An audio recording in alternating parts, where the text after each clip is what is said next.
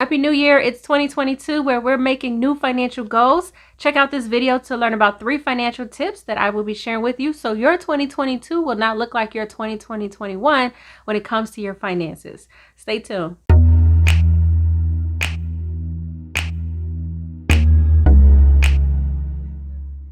Hi everyone, it's Shantae Moore, certified financial educator, and welcome back to my channel. I want to wish everyone a happy new year. It is 2022 and I'm recording this video because I'm sure a lot of you made some new year resolutions, which probably included improving your finances, right? Every year, don't we want to do better with our money? So in today's video, I'm going to go over 3 financial tips that I pretty much recommend to anyone. I don't care what your budget is, what your income is. When I speak with clients, these are the top 3 things that I always recommend to them, and I want to share those details with you. And before I get started, I do want to share that I did record a webinar about this topic, but I go into much more detail about these things. So I will share a link here in the video, and I'll also post it in the description below. So financial tip number 1, I would recommend for you to start an emergency fund. Now, I know you hear that all the time, have funds set aside for emergencies, because they always do tend to come up. It's a reality. I think any respected financial professional will tell you, we will give you that advice. Have at least 3 to 6 months of your income saved in an emergency fund. However, for me, I want to go beyond that because a lot of people save their money for emergencies in the bank, and I don't believe a bank is where you need to put all that extra money because that could be potentially thousands of dollars, right?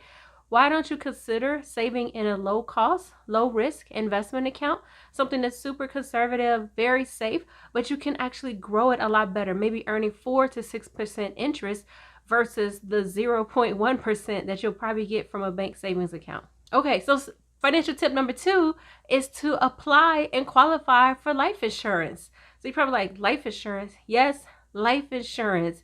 Every single person, I don't care how poor, how wealthy you are, every single one of us can use life insurance because it serves a major purpose for us, especially for folks who are now wealthy enough to have money left over, thousands and thousands of dollars left over.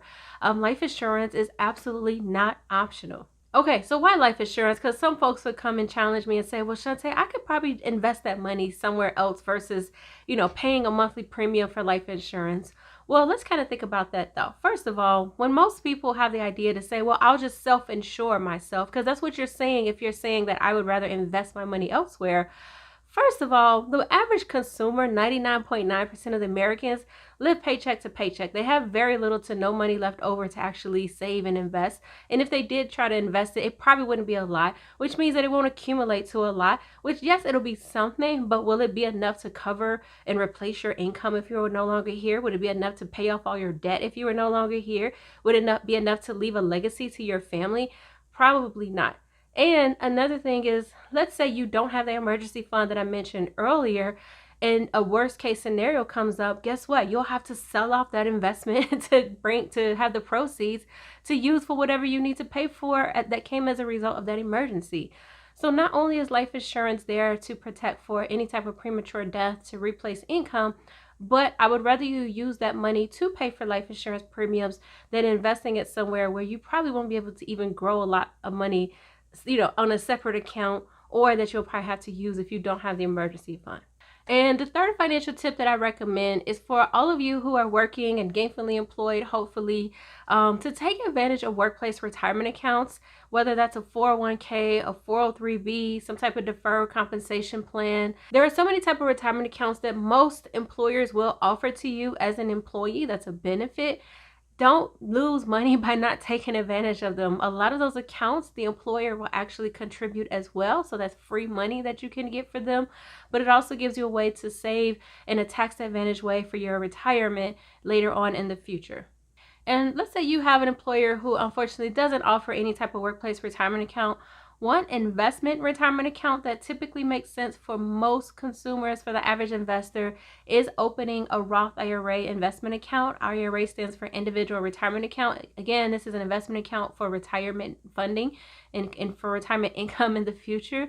I would suggest opening one of those with, somebody like myself or your financial institution that you know and trust to start getting a head start on your retirement savings. Okay, everyone, so that's it. I wanted to make this short and simple and sweet. So I will be posting a link again to the webinar that I presented and shared about these and other tips in way more detail to help you kick off your 2022 financial goals.